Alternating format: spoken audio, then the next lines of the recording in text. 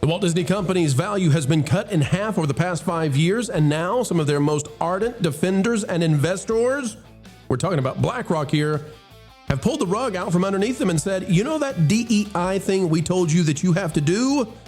Yeah, we're not doing that anymore. So try to thrive and survive and climb without the thing that so many of your employees are now devoutly devoted to.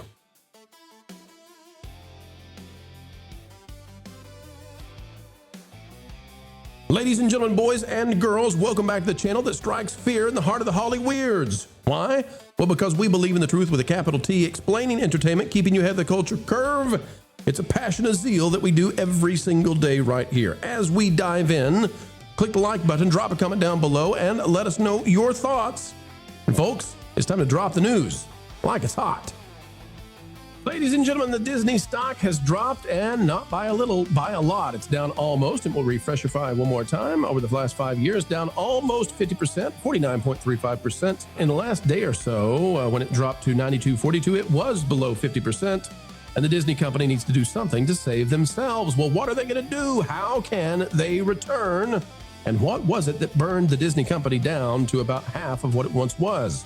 Well, folks, if you've been watching this channel for very long, you know that we talk about some of the major investors into Disney. One of them is BlackRock. Culture's getting excited that I'm saying this. BlackRock, led by Larry Fink, is a major investor into Disney. And for a very long time, they were pushing the DEI, the woke stuff that destroyed Disney, and we've been pushing back. And now, well, let's just say that BlackRock has decided to pull a 180 on Disney. We'll talk about what it means and why Disney can no longer use DEI or woke to try to lift their stock. Here is Larry, the head of BlackRock, back in 2017, what he had to say. We'll compare it to what he's saying now. You now make a point of that's an investment criteria for you. Well, behaviors are going to have to change, and this is one thing we're asking companies.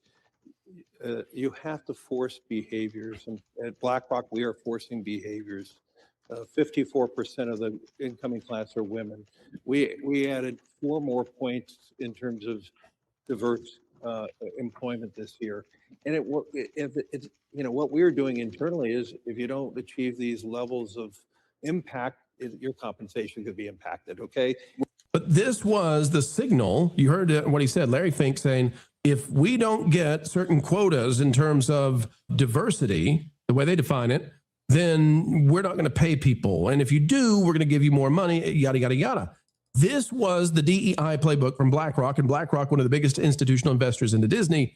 Now, folks, listen to how they're relaying this. This is Larry Fink with Fox News with Brett Baer talking about the woke era. We're what, 9 years removed? Let's see how they're doing with BlackRock and the woke DEI stuff today. Do you believe the woke era, a failed experiment, the ESG, the DEI, ESG and DEI was what he was just describing in the video we played, 2017. Remember, one of the biggest investors, biggest institutional investors in Disney whatsoever. The kind of push for that. When you talk about things now, you talk in a practical sense, what we can do, what we can get done. Looking back at that, how do you see it? Society moves, the pendulum moves all the time. In BlackRock's cases, we are responsible for managing money for everybody.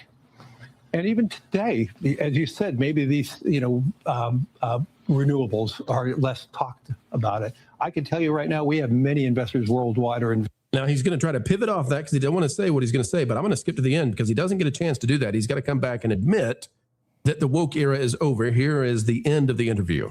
Rapidly building more nuclear than any other country in the world. They have the largest solar fields in the world, yet they're the biggest importer of gas and oil. And so to me, more importantly today, I think society has moved into a better position of having more pragmatism. And what you're hearing from me is I'm echoing what we're hearing from our clients. Culture, this is a huge change. The clients are declaring we're going to be pragmatic now. We're making money. We're not into ESG. We're not into DEI. But the Disney stock has already dove because of this guy, because of BlackRock. And you, over and over again, Culture, you've talked about BlackRock. Yeah. What do you think about the idea now that they are turning tracks? They're going with a 180, and that's why Disney is scrubbing all this stuff out of their corporate C-suite. I think that he's probably had some very honest conversations with Donald Trump and the administration. I think they've probably talked with him about the fact that the cultural shifts that he tried to force have been detrimental to all of business, not just Hollywood, not just Disney, but to everything. These places where these efforts were pushed created a less safe and a less secure environment for everybody to operate within, whether it be in airlines or in traffic safety, because they were issuing driver's licenses in various places, all of which this guy supported, and he's one of those people that he can move the needle because of just how much money he controls. He was saying that in the interview, without saying it. And that also forces everybody else in the investment community to kind of push those same directions. And look, the company that starts with a V started to back off of this like almost a year before BlackRock actually has to talk about this. So this is one of those conversations where we start to see that the Fink is being exposed for what he truly is, and he was very manipulative from beginning to end. And yes, but he's kind of is this surrender culture? I think it's the beginning of surrender. I think like a country in the Middle East who's slow to understand that there is only one course of action to preserve life. I think it's a slow one, but he's giving ground and backpedaling, and is now going to start to talk about profitability, probably at great risk threatened to the way he's managing people's money. Absolutely, Lauren. I think what's going on here, because I don't think that they just dropped this willy-nilly. I think that part of what is happening behind the scenes is that Trump is not going to leave until 2029. They don't know what happens past that. But I think that gives Elon and whatever is happening with the way Elon is restructuring how we care about the truth now instead of narrative and power. I think the socialist utopia is not going to happen in time for them anymore. I think that AI and Elon have essentially defeated them, and they're accepting the defeat now. That we're never going to whatever it was with the DEI woke era they wanted us to be. I know they're going to keep fighting for it, but I think the writing's on the wall. What do you think about that the timing didn't work out for them and that the time is out? I agree the timing didn't work out. I disagree that they're conceding defeat. I think they're just buying time. My belief is that they're waiting for the midterms. I don't think the midterms are going to go particularly well for the Republicans. I think once that happens, that they're going to try and step their feet on the gas again, and then we're going to have to wait and see what happens. But I don't think they've given up by any stretch of the imagination. I think what they're trying to do right now is avoid sunlight as much as they can. That's why he just spent, what was it, a minute and a half answering a 10-second question? With gobbledygook, right? Because they didn't know what to say. But the reason that we had to watch Tom Sawyer Island go away, the reason we had to watch Disney tank itself, the reason that we had to get terrible films like Lightyear and Strange World, all this stuff, they were trying to please their financial partners, right? They were trying to please BlackRock. They were trying to please Vanguard. And that, just like with the Sora deal, the rug has been pulled out from under them. So Ron, whatever Disney does, they have to do it now without woke. It's not going to work. There's nothing for them except they have to prove they can make money again. They got to prove they can bring in big revenues. Well, not only do I agree with that, but I also think that it's very, very difficult to undo the damage that DEI has You're done. right. You're right. That's an awesome point.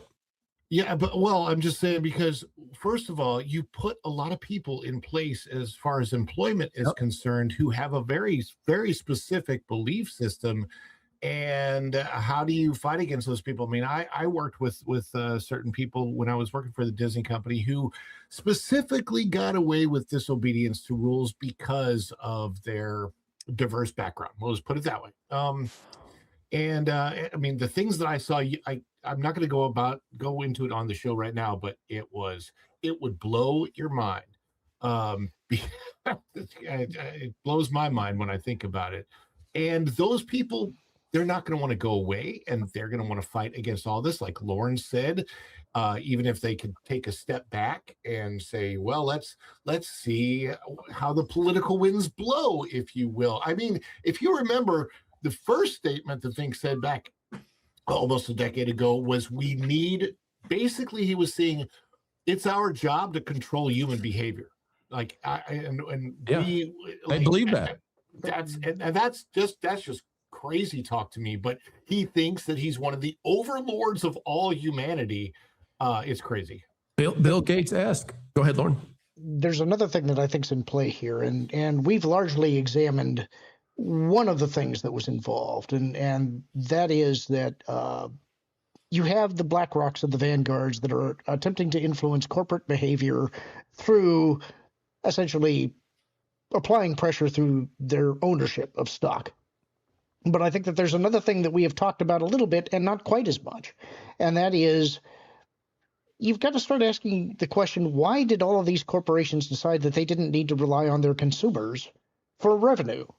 And I think that when you start looking at the fact that we started poking at Minnesota a little bit and where all of these taxpayer funds were going, and when you consider that some of that money could have been laundered through various places and influencing these media companies to put out things that were towards a particular agenda, when they started poking at that and asking where are these taxpayer funds going, I would imagine a lot of that started drying up.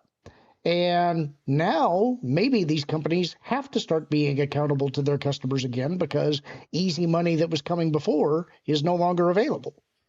Now, all of that said, and those are all great points, Marv, this idea that Ron brought up about the generational damage this did. I mean, you've got Carmen Smith over at Imagineering hiring all these people who may not be qualified, but they're there because of their attributes. You've got the animation departments at Disney emptied out of a lot of the geniuses. I mean, this is going to take 10, 15 years to repair what was done over the last 10 years. Longer than that. Because these people, they hired these people young.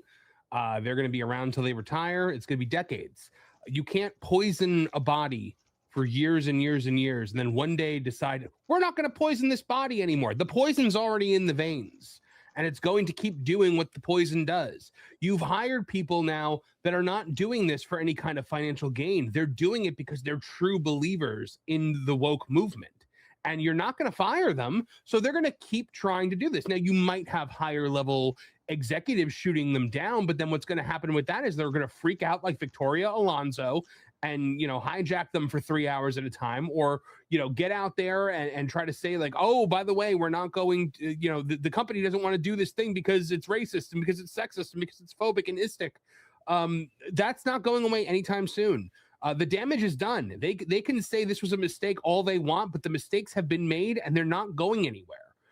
So especially in Disney is beyond infected with this. Disney is patient zero. Disney is the prime zombie at this point. It's the king vampire. It's the final boss of this Resident Evil Raccoon City that BlackRock has mind virus, thrown us into. So Marv, absolutely. We've got this situation, Marv, where it looks like Wall Street put in place James P. Gorman and Hugh Johnston. That's the head of the board at Disney and the CFO of Disney. At the same time, you got Dana Walden, who's just as woke as she can be, I believe, running all the content. And you've got the Magic Kingdom filled to the brim with wokies, and they're not going anywhere. So I think you're going to see this company in a major tug of war over the next decade of the Wall Street types who say, hey, we've moved on, and an entertainment company that says, no, we have not, and we never will, and we will not surrender.